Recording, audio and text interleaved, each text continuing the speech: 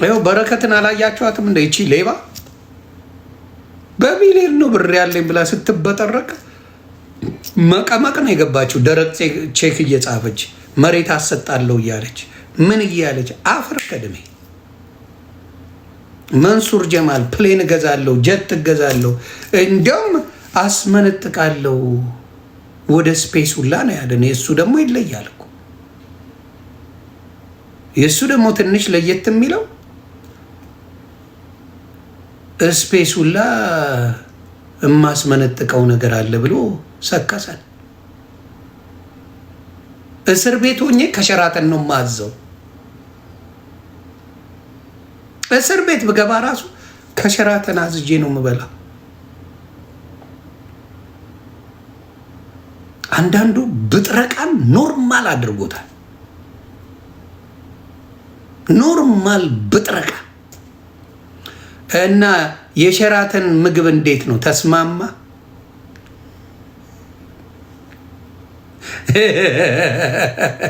ተስማማ የሸራተን ምግብ? ጆካ እንዴት ነሽ? ተስማማሽ ወይ? እና አንዳንዴ እውነቴን ነው እግዚአብሔር ምስክር፣ ስራችሁ ይናገር። ስራችሁ አሪፍ ነገር ካለው ስራችሁ ይናገራል። ቅድሚያ ከተበጠረቃችሁ ግን ብትሰሩትም አይጥም። ምንም አውርታችሁታላ፣ ለፍልፋችሁ ጨርሳችኋል። ስለዚህ አዲስ ነገር የለም። ግን በስራቸው የሚደነቁ፣ በስራቸው የሚመሰገኑ፣ በስራቸው እንትን የሚሉ ሰዎች ስራቸው ተናግሮ ግብዳ ክብር ተሰጥቷቸዋል።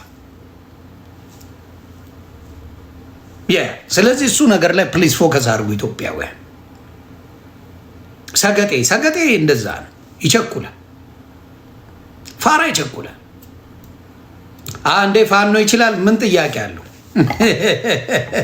ምን ጥያቄ አለው? አባቴ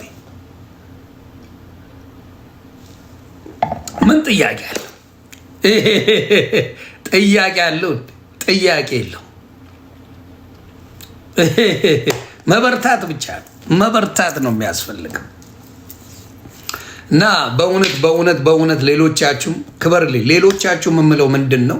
በእውነት ስራችሁ ይቅደም፣ ስራችሁ ይናገር። ከዛ በኋላ ሰው ያወራል።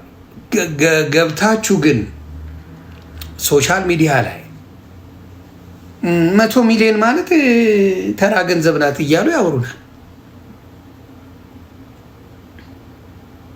ቁጥር ስለማያውቁ ማለት ነው።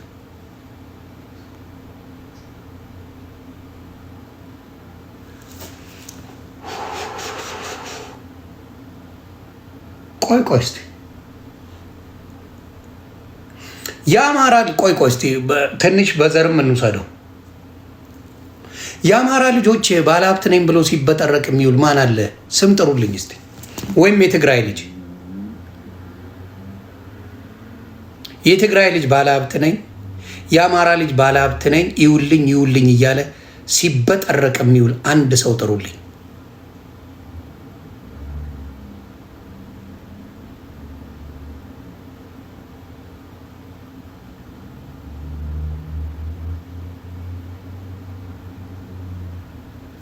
ነገሩኝ እስቲ ማወቅ ስለማ አለ ለካ ላተርፋችሁ ነበር። የአማራና ወንድምና እህቶቼ ላተርፋችሁ ነበር። ለካ ጉቶ አለ።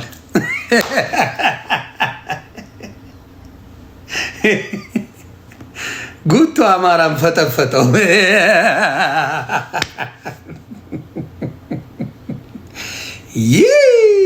ላተርፋችሁ ነበር።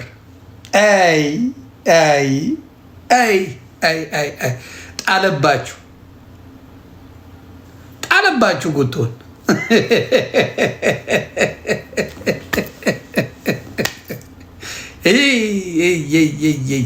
የትግራይ ማን አለ የሚበጠረቅ አለኝ ምናምን እንዲነኝ እያለ የሚያወራ ማን አለ? የትግራይ ልጆች አላየው ካለ ዘግቡኝ እስቲ። ማን አለ? የትግራይ ልጅ ጉቶ አለ። ጉቶ ሸወዳችሁ። ሞጣን ተዋት፣ በመድኃኒዓለም ተዋት። ሞጣን አይደለም እኔ እኮ በጣም የሚደንቀኝ ነፍሱን ይማረው እንትና ሲጠየቅ አቦይ ፀሐዬ የለኝም ነው ያለው። እግዚአብሔር ምስክሬ የኔ ፎንቃ አዜብ መስፍን ስትጠየቅ ባለቤቴ በ6,000 ደሞዝ ነው የምንተዳደረው ቤት ውስጥ። አያራድዬ ልጅ መች አካውንቷን ስገልበው $4 ቢሊዮን አቡ ያራዳ ልጅ ይመቻችሁ። አይተዋል። አቦይ ፀሐዬ በቀበሌ ቤት ነው የምኖረው። የአዲስ አበባ ግማሹን ጫቆ የአቦይ ፀሐዬ ነው። እግዚአብሔር ምስክሬ አብዛኛው አዲስ አበባ ላይ የተሰራው ኮንዶሚኒየም ህንፃ የአቦይ ፀሐዬ። እኔ አላየሁም። የቀበሌ ቤት ነው የምኖረው። ግባ እናየው አሉ እንጂ ሰገጤዎቹ። ለቅንድቤ የሚስማማ ምግብ ነው የምበላው። ለቅንድቤ የምቀባው ሽቶ ለእናንተ መድኃኒታችሁ ነው፣ የዓመት ወጪያችሁ ነው ይሉናል። መጣ ፈጣሪ ያሳይ። ልዩነት ትጠላለ። የትግራዮቹ እሬ የተመቱ ናቸው። አሁንም ብትጠይቃት አዜብ መስፍንን ሻይ ቡና ብንል ክፈል ነው የምትለኝ። ክፈል። ኧረ እኔ የለኝም። አዜብ መስፍንን ብታይ ሻይ ቡና ብንባባል ተገናኝተን ከፎንቃዬ ጋር አዝዬ እንዴት ነሽ ምናምን እያልኩ ብንጨዋወት አዜብ መስፍን የሆነ ቦታ ወስጃ አይ ክፈል ሳንቲም የለም ችግር ላይ ነኝ ነው የምትለኝ። ይችላሉ በቃ እንደዚህ አይበጠረቁም። ወጥተው እንዲህ ያለን እንዲህ ነው ምናምን አማራን ያስፎገረው ይሄ ጉቶ ሬሳ ጉትት ይበል ተንከሲስ ቀይር ዘር በፈቃደኝነት አሁን ኦሮሞ ብል አንፈልግም ይሉታል። ትግራይ ብል አንፈልግም ይሉት። የሆነ ጉምዝ ውስጥ እንክተተው እንዴ ጉቶን ጉምዝ እናርገው በፈቃደኝነት ጉምዞቹ ሰዱት ይቻላል። ጉቶን ጉምዝ አርጉት። በቃ አታስበሉ የአማራ ልጆች ጉማሬ አታስበላ።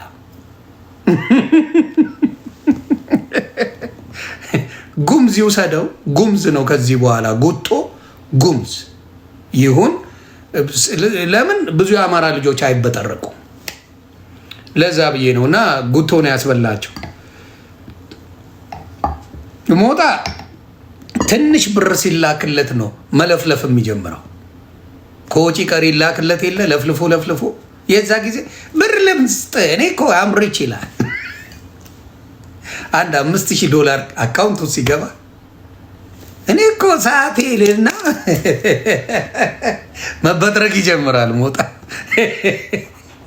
ልክ ሲገባለ ጠብቁ።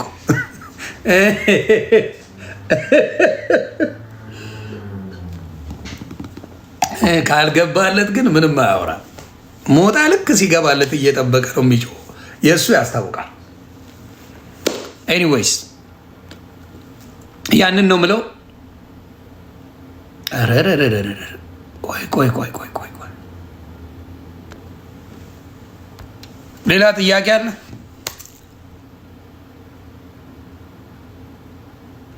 አይ ፍትህ ለመስቃን ለምትይ ቪዲዮ በስነ ስርዓት ሰርቻለሁ። ገብተች ፍትህ እኔ ለሁሉም ነው የምጠይቀው። ፍትህ ለሚገባው ፍትህ ጠይቃለሁ። ለአጭበርባሪ ፖለቲካ ለመስራት ለሚፈልግ ሌባ ግን አብሬ አልቆም።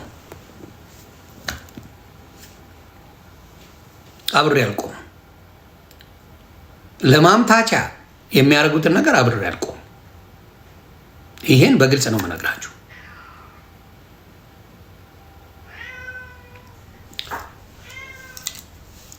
ያ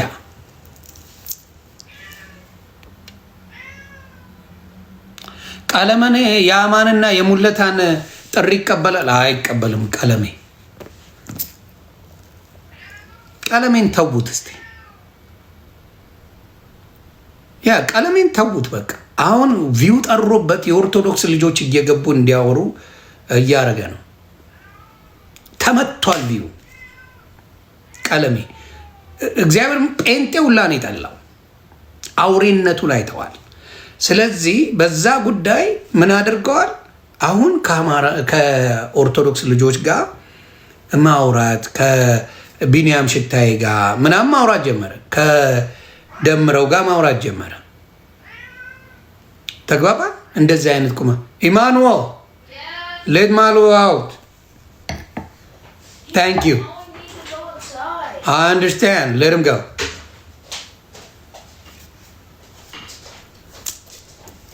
ተግባባ። አሁን ሰሞኑን እየመጣ እየተጠጋጋ ነው እና አቴንሽን ባትሰጡት ጥሩ ነው። አቴንሽን ባትሰጡት ጥሩ ነው ብዬ አስባለሁ። የኦርቶዶክስ የተረሳ ሰው ነው። አሁን እያስታወሳችሁት ነው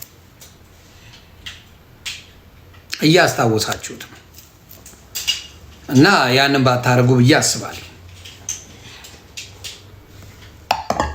ሰላማችሁ ብዝት ይበልልን።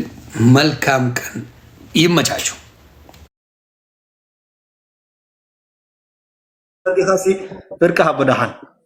ከአቅም በላይ ሆነበት። በጣም ይሰራል አበሻው። እርስ በራስ ያለ ችግር አለ። ሳውዝ አፍሪካ ላይ እርስ በራስ አንዳንድ የሚጣሉት አለ። ሲጣሉ ምን ያደርጋሉ? አስገዝተው ከዛ በሳውዝ አፍሪካ አስመጥተው አበሻን ያስገድላሉ። አበሻ ጨካኝ ሆኗል። ጨካኝ። አንዳንድ አበሾች ከሆነ ሰው ይጣላሉ አይደል? ምንም አያደርጉም። ለእነሱ የማይረባ ገንዘብ ነው የሚሰጧቸው። እዚህ ቦታ ነው ያለው፣ እንደዚህ አይነት ነው፣ ፎቶውን ይልካሉ፣ ይሄዳል። ዝም ብሎ ነው ለጥጦ የሚሄደው። የሚጠይቀው የለም፣ ማንም አይጠይቅም። እና ሳውዝ አፍሪካ ያላችሁ አበሻ ምናልባት ያ ሰው ልትናድዱበት ትችላላችሁ፣ ግን ቤተሰቡን በተወሰነ መልኩ የሚረዳ ሰው ነው። እንደዚህ የምታደርጉ አበሾች አላችሁ። እዛ ጨካኝ አውሬዎች አላችሁ። ጭካኔ የሚመጣው በብዛት ከቅናት የሚመጣ መንፈስ ነው። ጭካኔ እና ቅናት አንድ አይነት ናቸው። ቀናተኛ ሰው የእናንተን መጥፋት ነው የሚፈልገው። ቀናተኛ ሰው እንድትጠፉ ነው የሚፈልገው። ቅናትና ጨካኝነት አንድ አይነት። የቅናት መንፈስ ካለብህ የጭካኔ መንፈስ አለብህ። የሆነ ሰው ሚሊዮን ጊዜ ነኝ ተናገረኝ ዘንዋት ኦኬ ተናገርክ፣ አብደ ይወጣልሃል። አለቀ።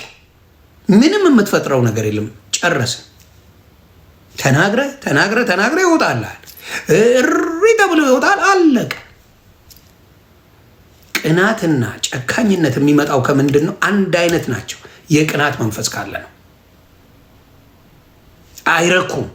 የሆነ ሰው ተናግረውት አይረኩም። አግኝተው ቆርጥመው ካልበሉት አይረኩም። ሌላው አስመሳይ ሰው፣ ቅናተኛና አስመሳይ ሰው አንድ አይነት ሰዎች፣ አስመሳይና ቅናተኛ ሰው አንድ አይነት ናቸው። ልዩነት የላቸው። ምንም ልዩነት የለውም። ቅናተኛና አስመሳይ ሰው ምንም ልዩነት የለውም። ቀን ነው የሚጠብቁላቸው አስመሳይ ሰዎች።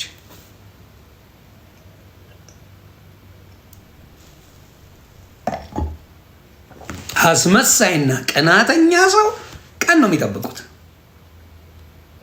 ከዛስ ያቺ ቀን ስትመጣ ይለበልቧቸዋል። ሌላው ምንድን ነው? በጣም ካሳቀኝ ነገር እኔ አዶናይ ልቡ ቅን ነው። ይህን መልእክት ለአዶናይ አድርሱለት። አዶናይ ልቡ ቅን ነው። አይቼዋለሁ። ሶሻል ሚዲያ ላይ አይተናል። ልቡ ቅንነት አለው። መብሰል ቅን ይቀርባል። ቅንነት አለው። በጣም ይቸኩላል፣ ግን ቅን ነው። እግዚአብሔር በሚያውቀው ቅን ነው። እኔ የእንትና ስፒድ ሾው በመጣ ጊዜ አይቼዋለሁ ቅንነቱ በጣም። ስለሱ ምንም እዛ ቦታ ላይ በጣም ቫይራል መሆን ይችላል። እንግሊዝኛ ይችላል፣ ቋንቋ ይችላል፣ ውጭ የኖረ ነው። ሞር መግባባት የሚችለው አዶናይ ነው። ያንን ምንም የማያውቅ ልጅ መልኩ ብቻ ተመሳሰለ ብሎ እሱ ከፍ እንዲል የሰራው ስራ ማንም ኢትዮጵያዊ አዶናይን አይቶታል፣ በቅንነቱ ማለት ነው። እና ቃሉ የሚባል ልጅ አሁን ቫይራል የወጣ ልጅ አለ ኢንስታግራም ላይ ቃል የሚባል አንድ ትግራዋይ ነው። እሱም ይቺ ዓመት ለትግራዋያኖች ሻይን እያደረገች ነው። የትግራይ ልጆች እየታወቁበት ነው። ቃሉ የሚባል በጣም ፈላ ልጅ የአለባበስ ስታይል እያመጣ ዲዛይን እያደረገ ከወዳደቁ ነገሮች ቫይራል ወጥተዋል። እና ምን ያደርጋሉ? አዶናይ እንደቀናበት አድርገው ቪዲዮ መልቀቅ ጀመሩ። አዶናይ ዲዛይነር አይደለ? በምን ተገናኝቶ ነው አዶናይ ሊቀና የሚችለው? እስቲ ቃል የሚባል በጣም ታለንትድ የሆነ ይሄ ሶሻል ሚዲያ ለአንዳንድ ሰዎች ቫይራል የሚያደርጋቸው ደግሞ ማናጀር ቢኖረው ኢትዮጵያ ላይ እንደው የምትሰሙ ሰዎች ቃልን የምታናገሩ ሰዎች ካላችሁ ብዙ ቢሊዮነር ዲዛይነሮች ሊቀርበው ፈልጉ መልስ እየሰጠ አይደለም ስለማያውቀው። ኢትዮጵያ ያላችሁ እንግሊዝኛ የምትችሉ የቃል ቤተሰብ የሆናችሁ ሰዎች ይሄ ሰው በአጭር ጊዜ ውስጥ መልታይ ሚሊዮነር መሆን የሚችል ልጅ ነው። ለሀገሩም ለወገኑም የሚጠቅም ሰው መሆን የሚችል ነው ልጅ ነው። ግን አሁን መልስ እየመለሰ አይደለም። ብዙዎቹ ሊያገኙት ፈልገዋል። ግን ገስዋት እዚህ ሀገር ምን ይሉታል መሰለ? ፓተንት የሚባል አለ። ፓተንት ከሌለ ፓተንት ማለት ለቃሉ እንዴት ላስረዳው መሰለ? ያንተ አይዲያ ያንተ ሀሳብ መሆኑን ሌላው እንዳይሰርቅ የምትይዘው ላይሰንስ ማለት ነው። ያንተ ሀሳብና ያንተ ሀሳብ ብቻ መሆኑን የሚያስይዝ በሌላው ኮፒ ቢያደርግ የሚያስጠይቀው መሆኑን ነው። አሁን የቃል ፓተንት የለውም። ስለዚህ ማንም የእሱን ዲዛይን ወስዶ መስራት ይችላል፣ መሸቀል ይችላል፣ ሀብታም መሆን ይችላል። አዎ የፈጠራ መብት ቴንኪዩ። በአበሻ ምንድን ነው የፈጠራ መብት? ስለዚህ ምን ማድረግ አለብህ? ቃልዬ ልጅ ነህ፣ የሆነ ጎበዝ በዲዛይን መልኩ ጎበዝ የሆኑ ሰዎች አጠገባ አድርግና በትልቁ በተለይ አበሻ ምቀኛ ነው፣ ሊቀብር ነው የሚፈልገው። ከሌሎች ዜጎች ጋር ስራ እንደ ወንድም ነው የምመክር። የሌላ ዜጋ አንተን ነው ሻይን እንድታደርግ የሚፈልግልህ። አሁን አሜሪካንስ ብታመጣ አውሮፓዎችን ብታመጣ ያንተን ማንነት ጣራ ያደርጉልሃል። አበሻውስ በአንተ መታወቅ እንጂ አንተን ማገዝ አይፈልግም። አውሬ ነው አበሻ። ያንተ ትንሽ ይበቃል እያለ እየቆነጠረ ነው የሚሰጠ። አበሻ ጋር ከሆንክ ደግሜ እነግርሃለሁ። ምክንያቱም የታወቁ ዲዛይነሮች የሉም አበሻ። ምንም መዋሸት አያስፈልግም። ስለዚህ በእነሱ ሌቭል ነው የሚያየው። እነዚህ ግን ኢንተርናሽናል ስለሆኑ ዓለም ላይ ብዙ ምርት ያላቸው በብዙ ነገር የታወቁ ስለሆነ ከእነሱ ጋር ጆይን ካረግ ቃልሻ ገስዋ ዓለም ላይ ነው የምትታወቀው። ዓለም ላይ ትታወቃለህ። ስለዚህ አሁን ሰፍ ብለው እኔ ዲዛይነር ላይ ምናምን እያሉ አበሾች ሲጮህ አይቻለሁ። ነው ተግባባን። ስለዚህ ከውጭዎቹ ጋር ኮላብሬት አድርገህ ጎበዝ ጭንቅላት ያለው ሰው ማናጀር አድርገህ ለምን ቴዲ አፍሮ ማናጀር አለው፣ አዶናይ ማናጀር አለው። ተግባባን። አዶናይ በፊት ማናጀር ሳይኖረው የፈለገውን ወጥቶ ይናገር ነበር። ያበለሻሻቸው ነገሮች አሉ። አዶናይ ማናጀር ካለው በኋላ ገስቧት ንግግሩ በሙሉ ምን ሆነ? በጣም የተቆጠበ ሆነ፣ በጣም ውስን ሆነ፣ ራሱን አስከበረ። ማናጀሮች ያላቸው ሰዎች ብዙ ጊዜ ከምን ጋር ነው? ከቢዝነስ አኳያ ነው የሚያዩት። ስለዚህ ቃልሻም እግዚአብሔር ይርዳ። ከአዶናይ ጋር ምንም የሚያገናኘው ነገር የለም። ከአዶናይ ጋር የሚያገናኘው ነገር የለም። አዶናይ ምቀኛ ሲሆን አይተን አናቅም። የምናውቀው ምቀኛ ግን አለ ሶሻል ሚዲያ ላይ። ይህ ነው ስም መጥራት አያስፈልግም። ምቀኛ መርዝ አለ።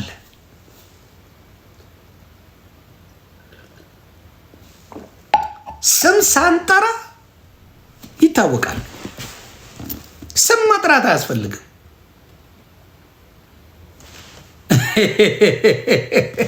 ስም መጥራት አያስፈልግም። ተግባባ። ስለዚህ አዶናይ ቀናተኛ አይደለም። እኔ ኮምፕሊትሊ በሌላ ነገር ጠይቁት አዶናይ። አሁንም ወደፊትም ቅልብ ያለው ሰው አዶናይ ነው።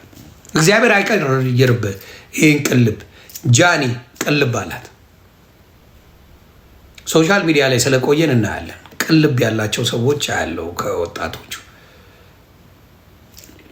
ጃኒ አዶናይ ካየዋቸው ወጣቶች ቅልብ አላቸው። ያ ቅልብ አላቸው። በጣም ደስ ይሉኛል። እግዚአብሔር ይጠብቃችሁ። በጣም በጣም ቅልብ ካላቸው ሰዎች እነሱ መናገር እፈልጋለሁ። ጥሮች ናቸው። ጃኒ ብትል አዶናይ ብትል ካየዋቸው በጣም ደስ ይሉኛል። እግዚአብሔር ይጠብቃቸው። እግዚአብሔር ኤርሚዬ እኔ በጣም ነው የምወደው። እግዚአብሔር በሚያውቀው ኤርሜችዲ እግዚአብሔር ይጠብቅ። የኔ አባት ፖዚቲቭስ ቅን የሆነ ሰው ቅን ኤርሚሻ እግዚአብሔር ይጠብቅ። ኤርሚዬ ከሰው ጋር መነካካት አይፈልግ ምን አይፈልግ ምናምን ልክ ይሁን። ኧረ ስም አትጥሩብኝ ነው አይነቃቀም። ግደሉት አልኳችሁ እና ደስ ይላል። ሌሎችም ያንጎች አላችሁ፣ ግን ከሚታወቁት ሰው ነው እያወራ ያለሁት ከሚታወቁ ሰው። እሺ ሌሎች ውስጥ ትጅዬ እንዴት ነሽ?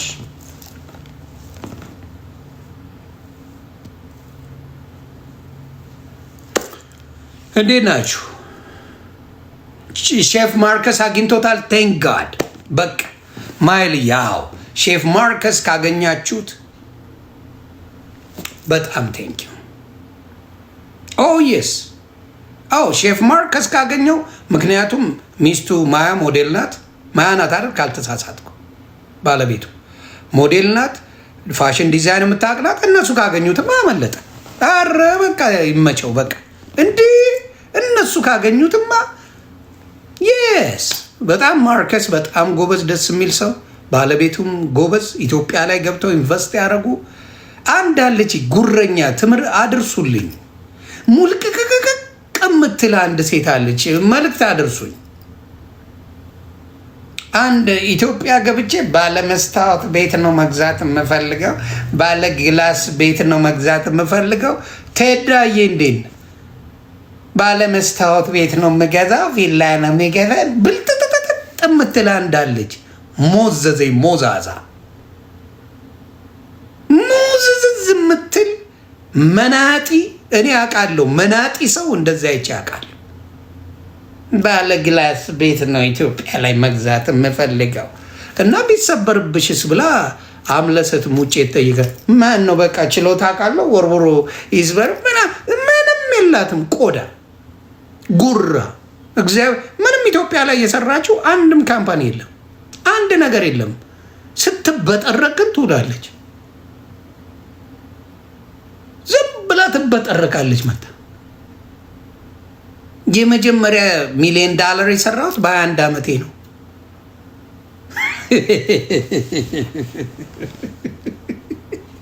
እኔ ፈጣሪ ምስክሬ ሚሊዮነሮች እንደዚህ ብር የሰራሁት በዚህ እድሜ ነው ብሎ አያውቅም።